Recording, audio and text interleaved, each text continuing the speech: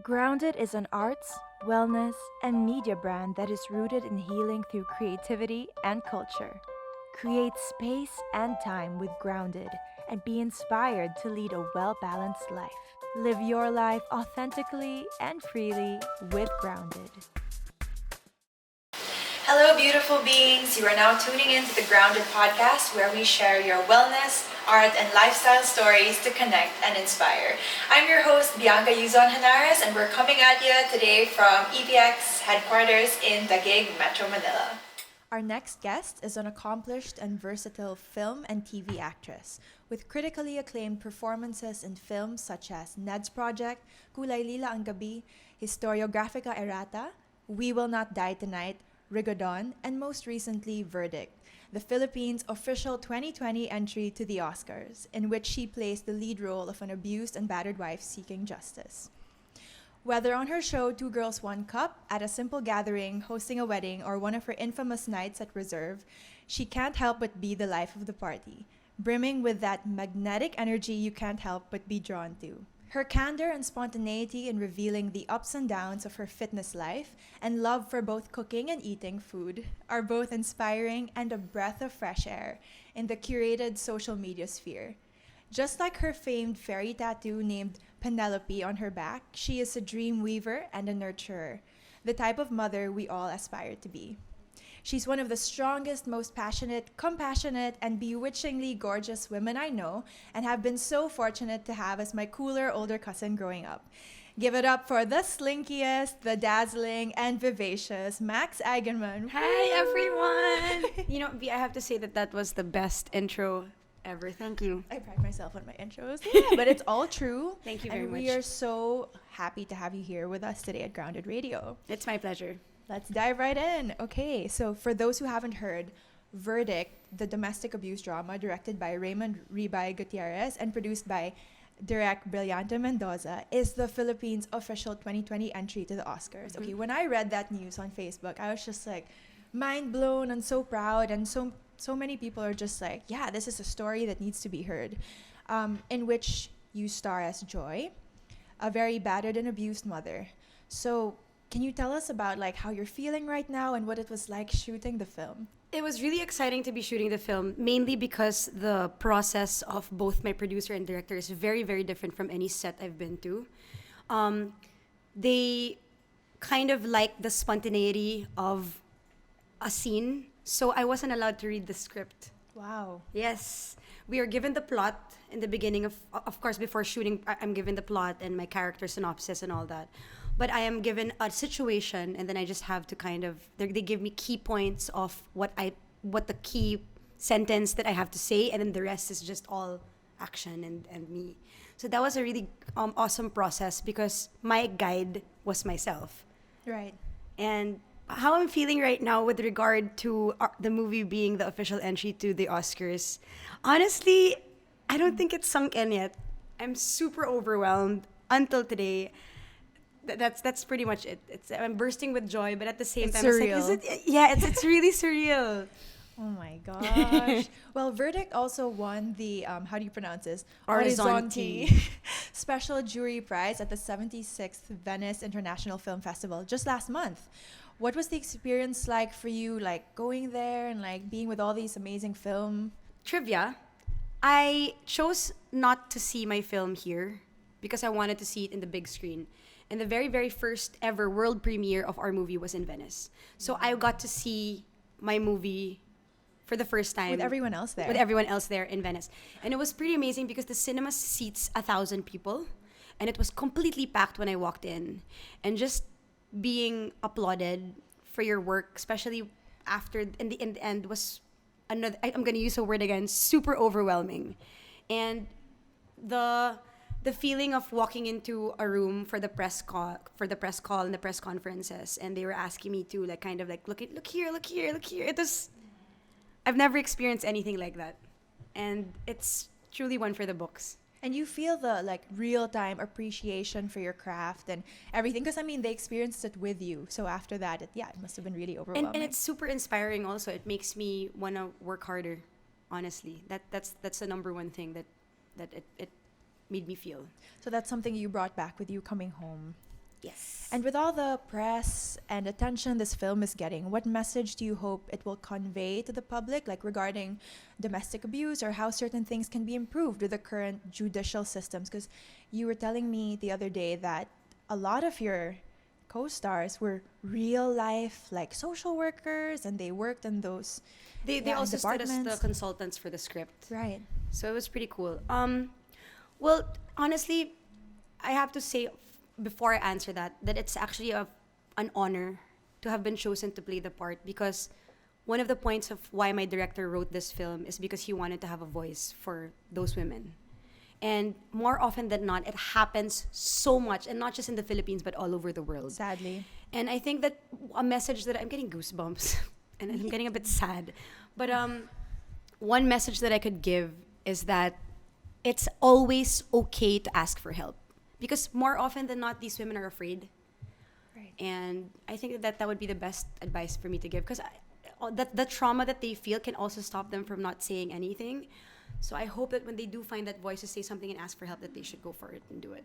Yeah, because I'm sure there are a lot of factors, like aside from, them being oppressed at home, it's like you want to keep the family together, all these things. Yeah, and it's such a it's also sad because it's a long process also to go through something like that, as you've seen in the film.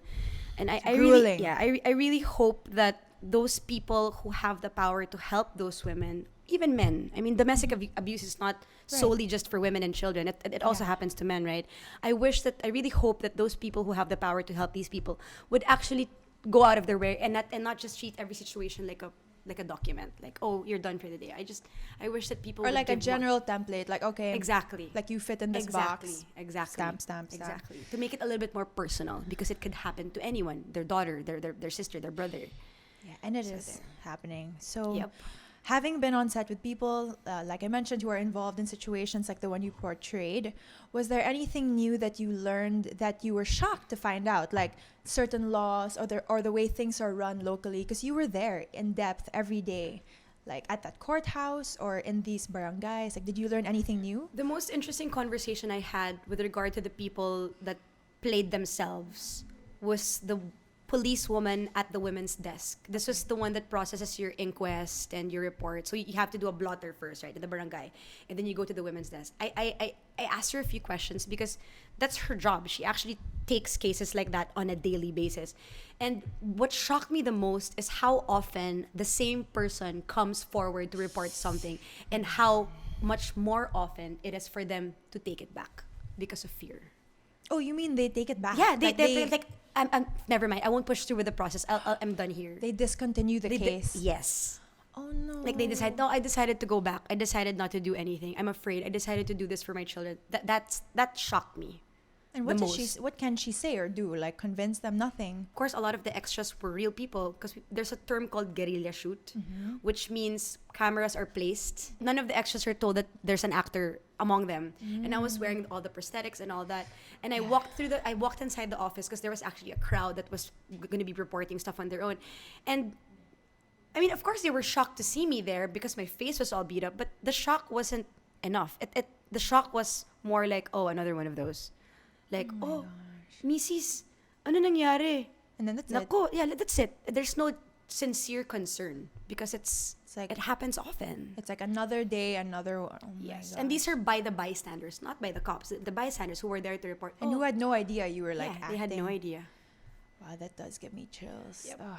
Well, I was fortunate enough to catch a very special screening hosted by Direct Paul Soriano this Thank week. you, Direk Paul. And I was as stunned and blown away by everyone else with your performance. It was funny because this was a character who was so mahinhin and held back and careful, very different from real life Max Eigenmann, who isn't afraid to speak her mind. Can you tell us what your creative process was like stepping into her shoes? Did you have to like strip away parts of yourself, or did you, I don't know, did you interview people? Okay, trivia. Verdict was derived from, we did a short film first back in early 2018. It was called Judgment. The premise was the same. It was an abused woman going through the court, but it was a 15-minute short. And we decided, my production and my director decided to make a full length. But when we shot the full length, we didn't use any of the material from the first one. And when I look back to that particular performance, it's so different from the joy here. Because Joy is supposed to be, like you said, really not demure. Demure is not the word. No, more like she's just subdued. reserved. Yeah. Yes, and the most difficult part of me, the part for me was to take away how I would say a certain line. Right. Because for example, when she was Yeah. when she was Sample. telling when she no when she was telling the story about what happened to her and her husband at the women's desk. The first time I tried to attack the scene, I was like, kasi naman yan. And then when I watched it, I was like, oh boy, she doesn't look like she's abused. It looks like she's the one who's abusing the husband. Yeah, no. It became more apparent to me how to become her when I stripped that little by little. And honestly, when I was shooting this film, I was getting into a lot of fights with ants. Oh man. And okay. I didn't do it on purpose, but because I would bring home that You bring sadness. home that character, yes. With regard, just to answer quickly your question about preparing for it, I don't know if any other actor does this, but for me, kasi I don't like over analyzing a role until I'm playing it already. Okay. So that's why I really appreciated the process of Direct Brillante, because I didn't get to over review my character. And then when I was put in the situation, and all I had to myself is knowing Joy is an abused wife and all she wants to do is fight for her kids. That's all I had about my character. There's no lines behind it. I had to go at it on my own. And I think that's what made the performance come out at its best. Because you were living in the moment. Yes. And we could really see that. Thank so you. Amazing, and congratulations Thank again. you so much, V. Does this depend on the character you're taking on per project, and like you said, the process of the director, or it's just really how you like to roll, more like in the moment? Every character is different, but the fact that I don't like overreading my script, when of course I'm given a script with every project I've ever done before, I'm always given the script beforehand. I personally don't like overreading it, and I don't like over rehearsing with my co-actors. I don't mean that in a bad way. Yeah. It's just how it works for me. I feel that when I read my script too much and try to memorize my lines too much, unless it's a different language or if I'm asked to say it verbatim, I feel like that the magic of delivering it goes away because I'm too busy trying to remember what the paper says. Or do it like exactly perfectly in your head. So what I do is I study the scene from right before. I want to know the Where you're coming from. Yes, exactly. That's how it works for me. I don't just deliver what's on the paper. I want to know like where it's coming from, where it's going. Nice. So that's how I'm able to express it in the way that I do. Backstory and all that. Side comment. We had Ronnie Lazaro, who did I love Boatman, him.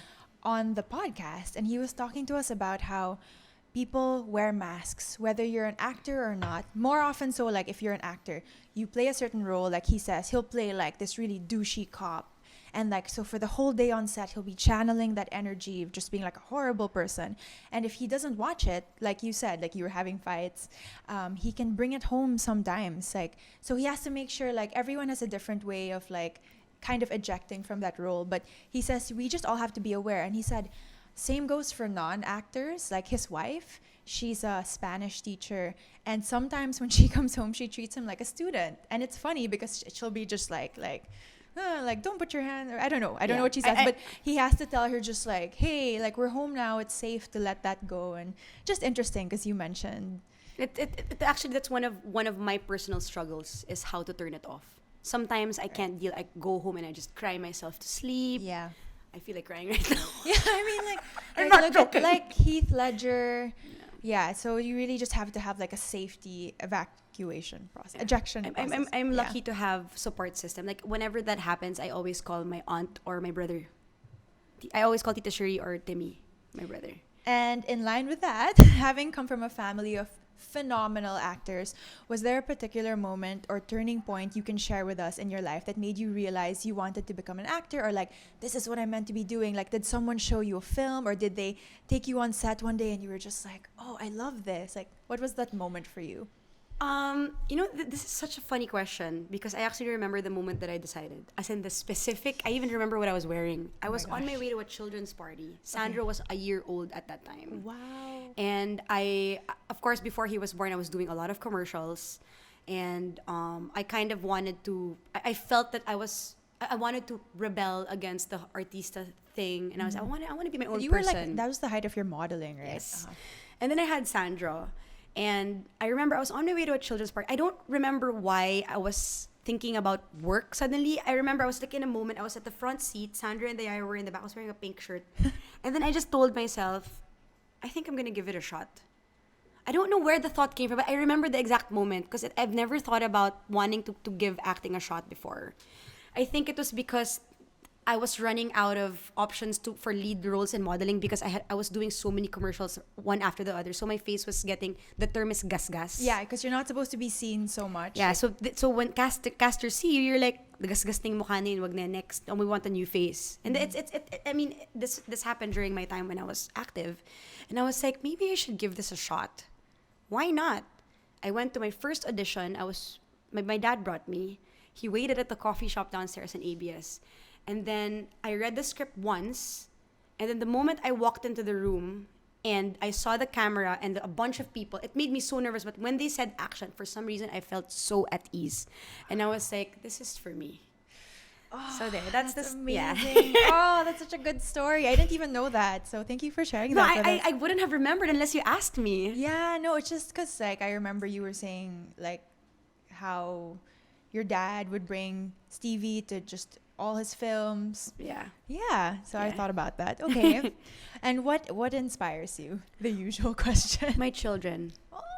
Because at the end of the day, my movies are my work. It's my bread and butter. It's my career and my profession at the same time. I mean, so they're what inspires me. Because sometimes, especially with the fact that I'm in my 30s and I'm getting older, so, I mean, yes, there are many versatile roles for a 30-year-old, but there are also a lot of roles that I can no longer play. Sometimes, especially, and you know that doing a movie and doing a show is not every single day. So there are a lot of pauses. And sometimes that really it gets disheartening. And then I look at my kids and I see them and I tell myself, would I ever want them to lose inspiration in what they love? Why am I getting emotional? Oh my gosh, no, it's all good. It's a safe space. Oh. So if I give up on my dreams, then they would think that it would be okay for them to give up theirs. So they're my Yeah. inspiration. Damn it! Sorry. No, you're okay. Okay. Oh, thank you for being so open with us. Bea Constantino, we just had her on the last episode of Grounded Radio. She was sharing the same thing wherein like, because she's a freelance stylist and like you have weeks or months where you're just like, go, shoot till 4 a.m. And then you have lulls. You'll have 2 weeks and then she'll go on social media and kind of feel that pressure because everyone else is working. Like stylists will post like coming from a shoot. But she learned how to like love herself throughout and also like find the inspiration within herself. And it's a really long story, but yeah. Embracing the similar. struggles truly makes you appreciate your craft so much more. I believe so. Oh my god. What? Whoa. Sorry. Oh my gosh. Are we both crying? Oh my god, this is like a first. Wow, that just like hit me because I was like, oh my god, in the music industry too. Okay. So belated happy birthday. Thank you. What are some of the differences or like positive changes, you know, you look forward to being in your 30s as compared to being in your 20-something years? Oh boy. Okay. Well, definitely there's a huge difference of those 2 decades. I'm still in the beginning of my 30s. But if there's one thing that I could say, hitting my 30s made me kind of more allergic to a lot of crap. Sorry. Yeah. I mean, No, it's cool. sorry, let me rephrase that. Getting into my 30s made me realize a lot of things that mattered to me when I was younger really doesn't. You know, like, and basically in my 20s, I blew my money on a lot of useless stuff, and now in my 30s, I know what's important. Shoes? Just kidding. No, I only ask because a lot of people say that when you're in your 20s, you're looking to find who you are, you're trying to figure things I'm out. more sure of myself Your now. place in the world, That's right. definite. And I'm really sorry. No, it's I got enough from anyway. So yes, definitely my 20s. It's more like you're right, finding yourself. I tried so many things. I went into styling. I went into makeup. I went into modeling. Of course, I went into You acting. managed our band for a I bit. managed yeah. your band. You know, I wanted to see. everything that gave me a little bit of inspiration at one point, I always went out of my way to take that and see if it will make me stay in love with it forever. So, and of course, by the time I hit 30s, I realized what I love the most. Of course, number one are my children. My acting, I love to act. I really do. And I really, really love to cook. Yes. So those are my three. I realized that those are the things that matter most to me in my heart. So there, that's a difference. I love it. And like we all love your cooking. So Thank you. if you could write a letter to teenage Max, and this is so funny because Casas was laughing about it earlier. He read the questions. If you could write a letter to teenage Max, looking at the world through your current lens, what would you tell her? I would tell her to slow the F down. No, because when I was a teenager, and you know this, I was in such a rush to grow up. I wanted to work agad. I mean, I started working straight off of high school because I really, really just wanted to take the world. Yeah. And, apparently, and then when I hit my 20s, I realized, wait. Hold on. I want to have fun. So that's basically it. Slow down. You will get there. So And I'm here now. Hi. Yeah. You made it in your own time. You seem to be so naturally confident, and this translates in the way you project yourself, like online and offline. Here at Grounded, we're constantly trying to find the balance and having like a healthy relationship with social media, which we all know can be a struggle sometimes. What advice can you give, especially to those who are struggling to stay afloat in the digital age due to like cyberbullying or comparing each other on Instagram? You know how sometimes you open your feed and it's like everything's shiny and perfect and polished, and One thing's for sure, nothing is better or more beautiful, for me especially, than being yourself. Because the moment you start, have you ever heard of the term Finsta? Yes, that's So- like super in now, where they have two Instagrams. Yeah, one is curated, the other one isn't. And for me, I mean, it's their choice if they want to have both. But for me, I believe that a safe place in social media would just be a cross between the two, because you're a little bit of both anyway, right? Right. And with regard to bullying naman, what the best advice I could give is that you really just have to learn how to Block them out. block them out, because those comments say more about those people than you. It's so true, yeah. And you can't please everybody, even if sometimes we try to. Like, let's say we release this and someone says something, it's just like, oh, okay. But then again, it's easier said than done, because like you can read, like, I just have to share, like, one time I think I performed somewhere and then someone said something about, like, because I had green hair and they're just like, who's this alien?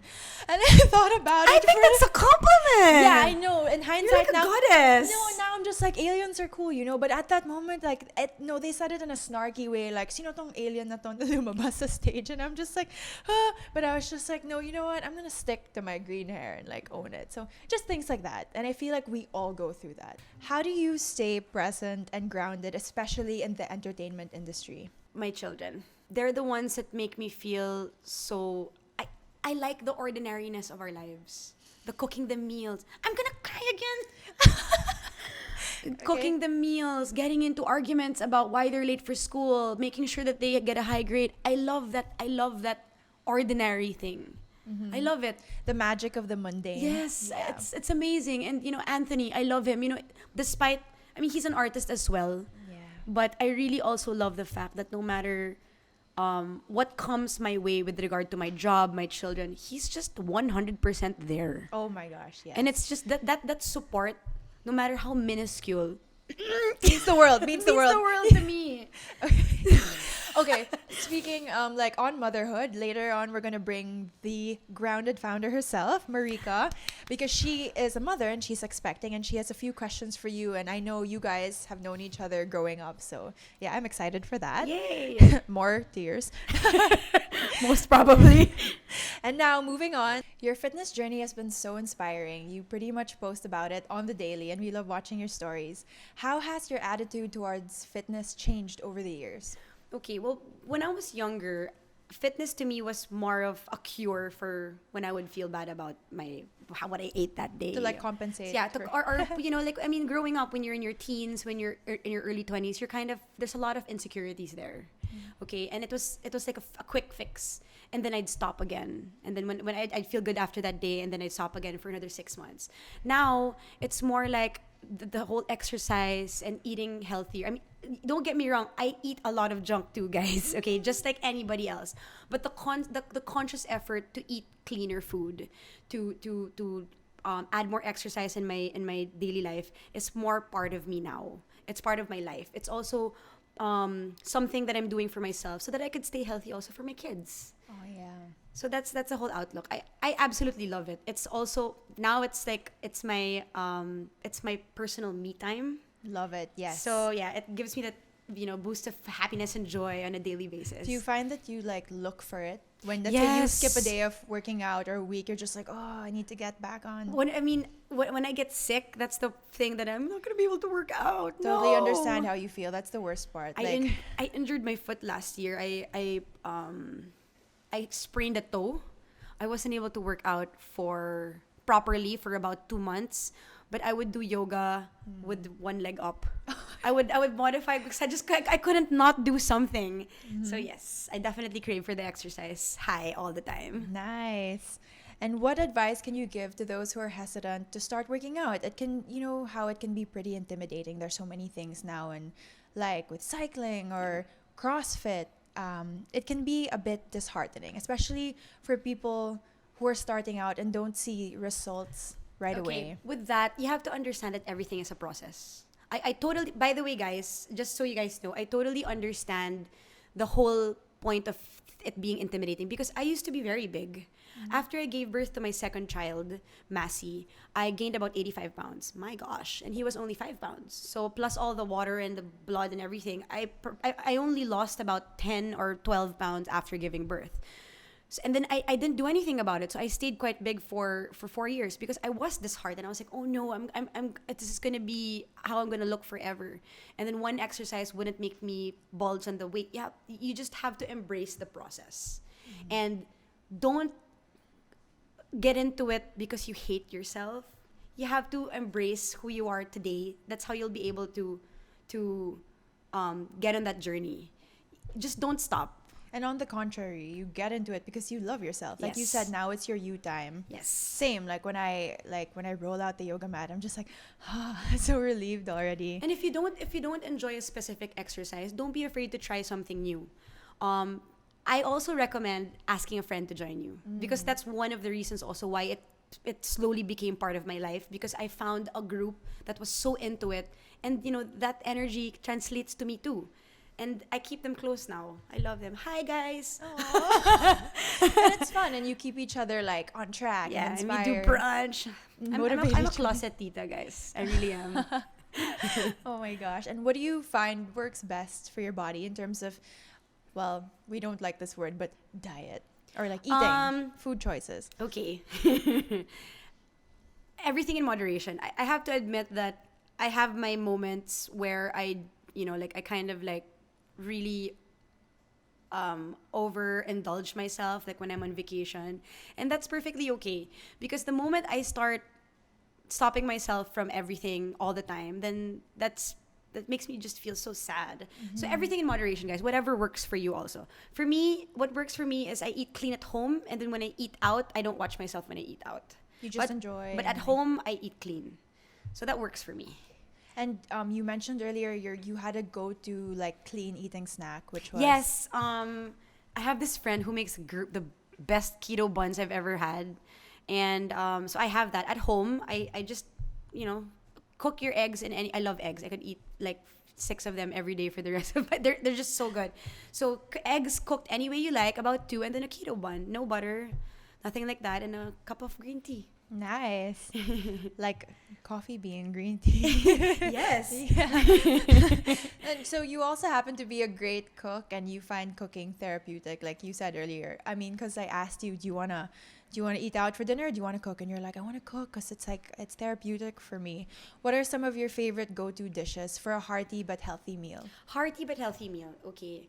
I've actually made this for you before. I made you my turmeric butter chicken. With rice. Yes, with rice or adlay. Or you can choose whatever. It could be brown. It could be.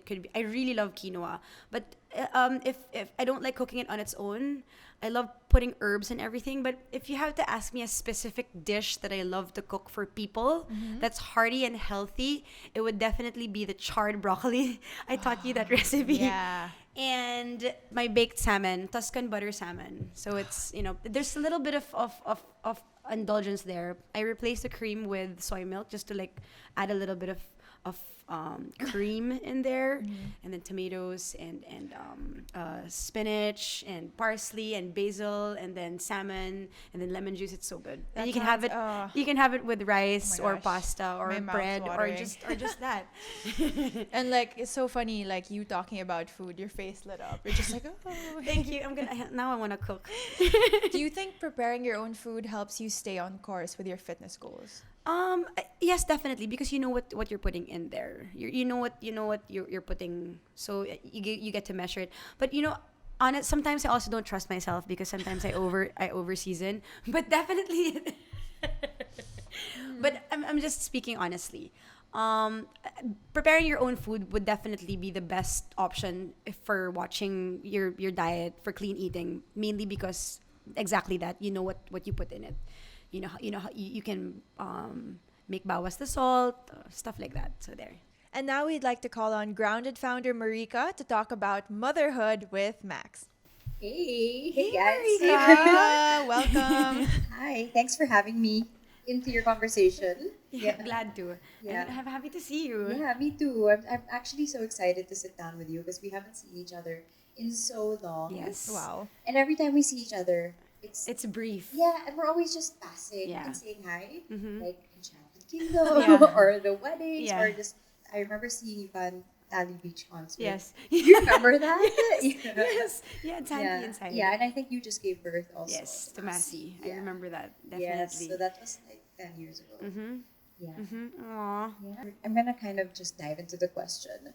I want to talk about being a young mom because, like you, I'm a young mom too. I remember when she became a young mom or a mom. People talk about it, right? Like, oh, she has a kid and this and that, and then so a few years later, that was me. So how was it like being a mom in our society, in our culture? How Not being everyone married talks and all that. Yes, and we wanted to talk about that term, right? Out Yeah. of wedlock. Yeah. Well, And how old were you when Okay, you? I was 17 when I got pregnant with Sandro. I gave birth at 18. I turned 18. I was 4 months pregnant. So I gave birth at 18, and I think that with regard to how that looks to society, of course I knew how it looked. It didn't bother me as much as one would think because I grew up in a blended family. I have half siblings. I have I have half siblings. I mean, some of them were born when my dad didn't marry their mom, or so I had that really solid support system from my dad, especially my dad. I love you. So with regard to that, it didn't bother me as much, and I didn't feel also any pressure naman from the guy's family that, oh, you need to get married or anything like that. But for me, I mean, if there's something that I have to say about that, I don't think there's anything wrong with being a young mom. You know what I mean? And the term out of wedlock, I mean, that's so old school, right? Yeah. I think that I think that it's exactly that, old school, and I think that it's no longer relevant. I mean, there are so many people now who are having children without even having partners. By choice. By Yeah, choice, on their own, right? yeah. And at the end of the day, no matter what anybody said about it, Sandro was the best thing that ever happened to me. He really came at the right time. Despite the struggles that it came with being young, he came at the right time. I'm gonna cry.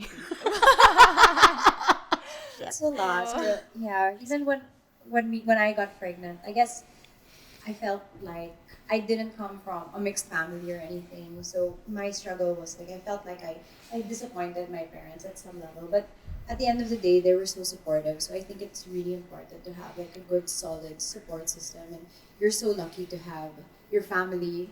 They're so colorful, but you guys are so solid. You can really feel the love and see that you're there for each other.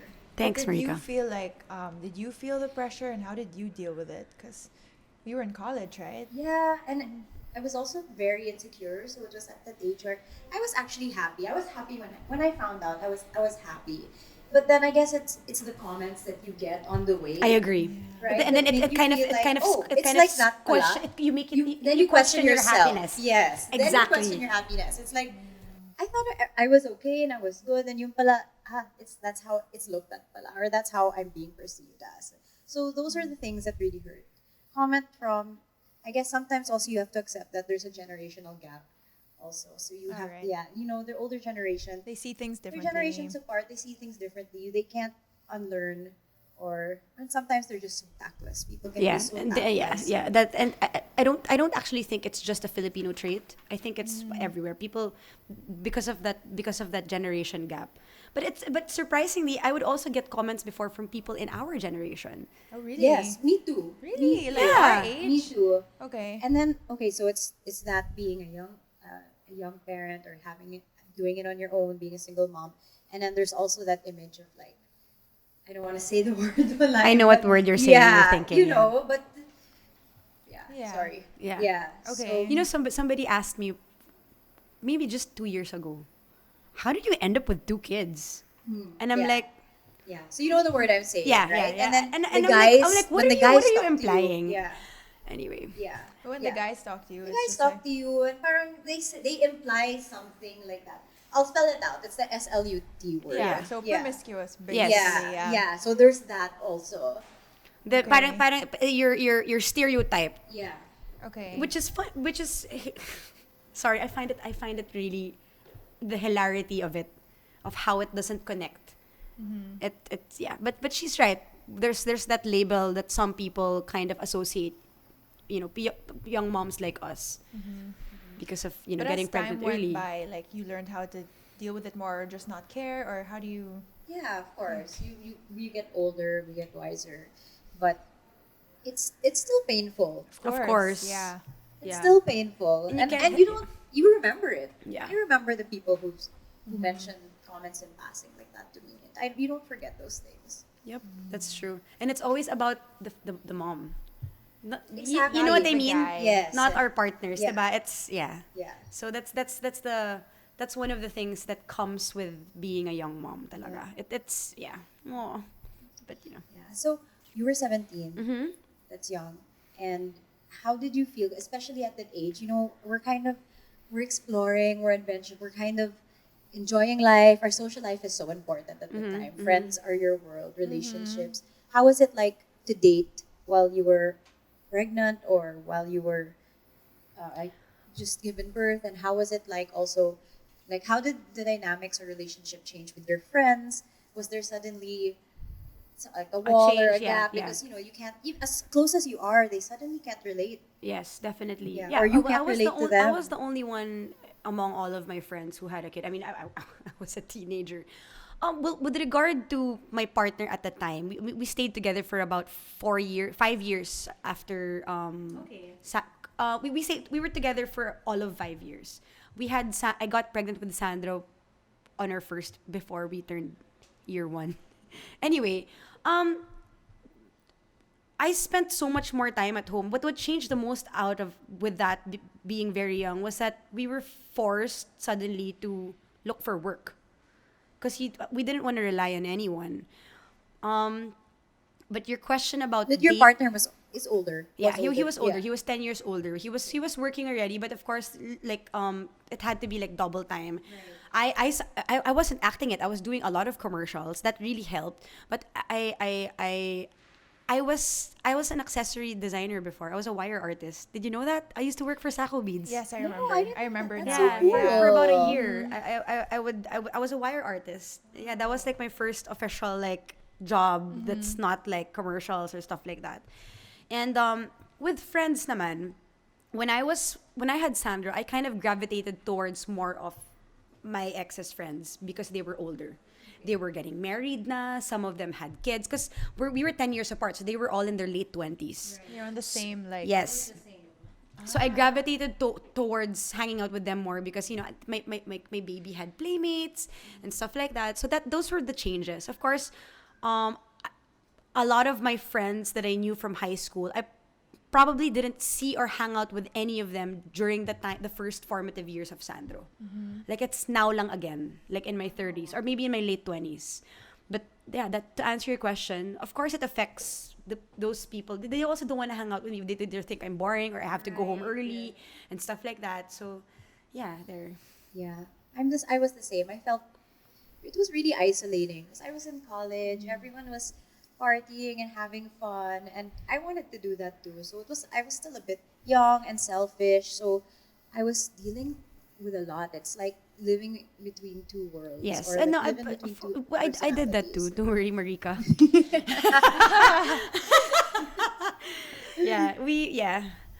Yeah. So even until now, I mean, a lot of my friends still don't have children. I mean, I have many friends now. So my husband's friends who are parents, and so I still have that close circle of friends, and I have friends who are married now and have kids. But a lot of my good close friends don't have kids, and sometimes, the way they perceive you Yes. is you can tell that it's like Different. her life is parang they think life is so different, not naman in a bad way, but there's all these like you're giving up so much of yourself because you're a mom, right? Yeah. You're letting go of this lifestyle or the way they are. So parang even when I talk to them sometimes and as close as we are, like I do feel that the way they look at me is different. And there's this wall that you can't, no matter how much you try to explain, that I'm still the same person. Exactly. It's like you're not giving up. You're not letting things go. You're actually gaining. Yes. Yeah, if anything, Yes. Yes. And I was just exactly. telling my friend this yesterday to my other friend who was about to get married, and we were talking about it. And I said, everything that this like a family life can offer you, it really cheapens everything else. Like the That's value true. it adds to your Oh, life. yeah. Wow. That's true. Exciting. Exciting, I yeah. know. Oh, this is heavy. Okay, cool. Well, now you guys make me want. Well, I've always wanted to have boys, so hopefully, You have Boys so are many. fun. Yeah, they are. Yeah. yeah. My God, they stink too. Just kidding. Yeah. Oh my gosh, yeah. Enjoy the first 4 years I when have they a smell teenager, guys. angelic Wow. still. Yeah, the first 4 years. Yeah, and then suddenly they have real teeth, like big teeth, like bad breath. What's it like having a teenager? Like, what are the changes aside from the whole Oh texting? boy. You know what? It's when we were teenagers and we meet adults like our aunts or our moms who try to relate to us in certain ways, and we're like, "What are you saying?" I'm on the other side. I know. I think that's how we all my feel now. Seriously? I'm the crazy tita. Yeah, or I'm the uncool mom. Like I'm cracking a joke and he goes, "Stop." But you're the coolest. I can't imagine. He doesn't think so. He thinks whenever his friends say that I'm super cool, he's like, "No, she's not." So funny. Being a mom, you really learn so much about yourself. Yeah, like, it's true. You have the way your children look at you, your children's friends look at Yeah. you. When I'm hanging out with all the kids and I'm like, I wonder what they think of me. I'm Sandy's mom who's like getting mad at them and telling them, guys, when I was your age. Oh And my. I'm like, I can't believe I'm saying that, but it's and true. You say it often, and I'm like, I can't believe I just said that. And I would actually say, but not naman to his friends, but when I say something to someone younger, when I was your age, I can't Yeah, believe I just said it that. can't be helped. And it makes you think about how like your parents would tell you like, sige, when you're a mom, like you're gonna know what it feels Oh, like. it's true. That man. recurs in my head all the time, and I'm like, oh, this is what she meant. Yeah, Max, you have such a dynamic personality. You're an actress. You're a mom. You have a loving relationship with your partner, Ants, who's a DJ. I'm sure, did you guys mention that a while ago? Yeah. It's a really good DJ. How do you find balance with all of it? Because even me, I still struggle with time management. And the few chapters of my life, like if it's like a month of good time management, I'm like, yes. And then you kind of fall back. I fall back again. Yes. So like, how do you manage all of it? Like you said, there are good days and bad days. Sometimes I feel like there's also guilt that comes with that, honestly, because sometimes I feel like I'm giving more time with something, but all these things kasi are important to me. It can't just be one thing, because if one thing has more than the other, how do I explain this? This is so hard. sorry, let's go back to your question. How do I manage? With regard to my work, of course, managing the time that when I have work, when I'm doing movies and soaps, I don't hold a lot of my time. So every time I know that I have that and I'm blocked off for a certain thing, I make sure that my kids are taken care of with regard to school, transportation, and all that. So that's already like a norm for me. With regard to my work at night, like with my promotions and my marketing and events, I'm lucky enough that I share the same line of work with Ant. So that's also time for us together. So, diba, like, I get to see, like, when I do my events, and he goes to all of my events. Not a single one has, unless he has a gig somewhere, he'll go talaga to every single one. Aww. Yeah, he really does. Like, there was a time that I was working for a club for about 6 months. I was doing their PR. So, I would have to be there 4 times a week. And this particular place is not the same crowd at all as Reserve or any of the places that we hang out with. So, people there were really, like, my direct customers. They're not my friends or my peers.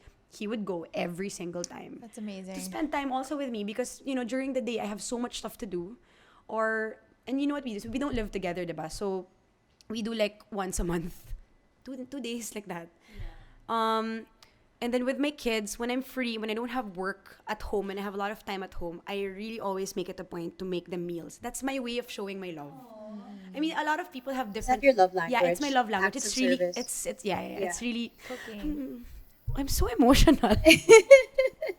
I think when it comes to the kids talaga. But yeah, that's my love language. Like driving them to school, cooking for them. Somebody nga told me one time, you can't just cook them every day and expect them to feel loved. Somebody told me that.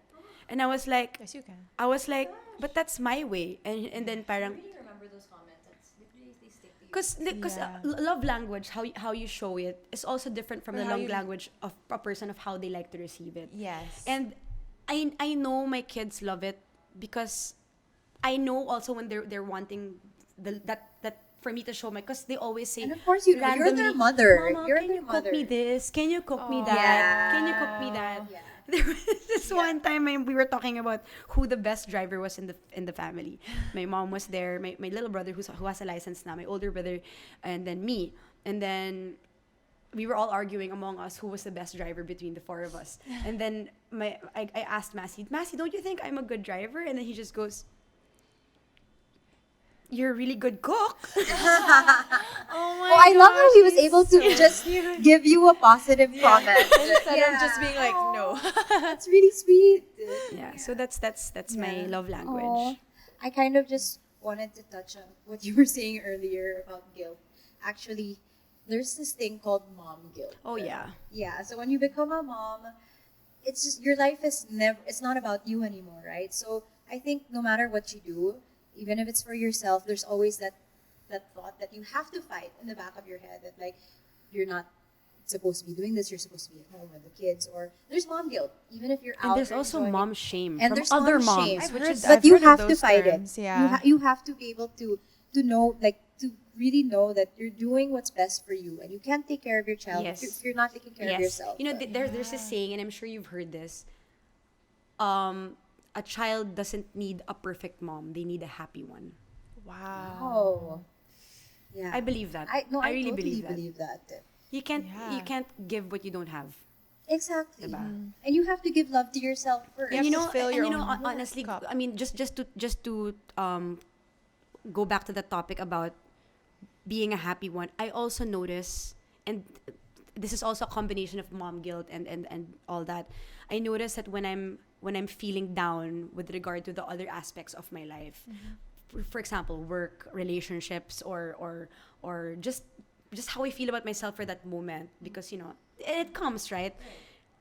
I tend to treat the people around me in not the best way. There are times talaga that I express myself or I overreact to certain things when it's actually coming from a personal thing that has nothing to do with them, and that's also part of the mom guilt part for me, because like, I don't know if that makes sense. It does. And mom, yeah. On a daily basis. Or like, the yeah. mom guilt is real talaga. It's like how I react to my son. And even though in my head I'm like, I know I should not be reacting like this, but I can't help it. And knowing, and Bianca knows this about me, we grew up together. I'm very mabilis ako ma-stress. So when I Oh my gosh, me too. Yeah. That's true. Yeah. As in, I get We're stressed. very like react. I think we got it from our moms. Oh yeah. Anyway, no, I was gonna Sorry. say like Sorry, moms. mom guilt aside, I feel like everyone who isn't, like I said, filling their cup or like full to the brim, or like your battery's low, or let's say you come from a bad relationship, you had a really toxic breakup. I don't, like, based on my experience and what I've seen with my friends, the ones who like jump into another one right away for like the sake of, let's say, not being alone or whatever, you end up just back in square one because like you're carrying the same energy from the last relationship. And what really helped me before, when I went through like why are we in this realm of like breakups, was like I took a sabbatical. And that's what my mom actually said. She's like, you need to recharge your battery. So I spent some time alone. I like that. And for any situation, whether it's like I don't get an audition or like something musical or whatever, I'll just be like, oh, I feel so bad. I need to have a day where I'm just like, okay, clear my thoughts, get myself back to that like good vibrational frequency where I know that you notice this because like every day, like you go out into the world, when you like smile at like the guard or the janitor, you have that extra little light and love to give. I notice I'm just like, I'm having a good day because I'm more like, Or if you're singing, you catch yourself singing. yeah, or because you could pass by, let's say, you could pass by that same area and just be like a total grump, and then you Yeah. end up taking it out on other people. So Definitely. yeah. Speaking of recharging batteries, I actually wanted to ask Max, are you introverted or extroverted? Super. Okay, yeah. So Extrovert. you get your energy also from talking to other people. Yes. Like, you don't really have to recharge. I love people. I have to I recharge. do. I have to recharge. Yeah, what is You know, Yeah. that's actually a very, very good topic and a question, because with regard to feeding off other people's energy, this is, and going back to kanina, the way you asked me about the difference between my 20s and my 30s. Yes. When I got to my 30s or my late 20s, it also kind of made me filter out my circle of friends. Oh, yes. They're, no matter how close. Sorry. Whoa. Oh, yes. That hit a nerve. Yeah. I filtered out a lot. So, diba, like, if knowing that I'm the type of person that feeds off other people's energies, and I like listening to people's stories, and if you keep filling it up with negative stuff, and there are a lot of people talaga that I cut off, and there's this a little bit of a feeling na parang, am I being a bad person by doing this, when actually for my mental and emotional welfare, I need to cut this person off. Diba? So I really try to surround myself more with people that lift me up. Yeah. Diba? Because when I'm, like I said earlier, if I'm personally feeling down already, and I'm letting off that energy to the world, and I surround myself with even more negative people, where am I Yeah. what's gonna happen? You right? see that and you feel that, and there's that saying that you are like the culmination of the 5 People friends that you, that all, you you hang out regularly with, hang right? out So you with. might as Yeah. well I make totally them believe that. like fun and Yeah. good people. So, But yeah, back to filtering out people. It's not that, people are either bad or good or negative or positive. I mean, no matter, you can be the nicest and most benevolent person in the world, but you will never be everybody's cup of tea. Exactly. And I not agree. everyone will be your cup of tea. And you just have to know that, and know that it's nothing personal. We're just built differently, yeah. right? Our energy. What? No, okay. Yeah, this is a really good topic. But No, it really is. for I everyone. agree. and So. Yeah. not even just like friendships. It could just be like other aspects of your life that Right. aren't working It could for you. it could be a working relationship. It could be friendships. It could be common friends. And yeah, it's just drawing healthy boundaries. Yeah. Max, so from transitioning from being a young lady to now a mother, and a mother of 2, and where you are now, can you share with us some of your profound realizations? Well, for one, I'm sure you also know this. There are always new realizations with being a mom, because they're getting older. But if there's one thing that I could point out talaga, I never realized that I have so much to give. Wow. I have so much to give. I'm crying No, you again. do. You do. And that's what I realized when I had my kids. Really.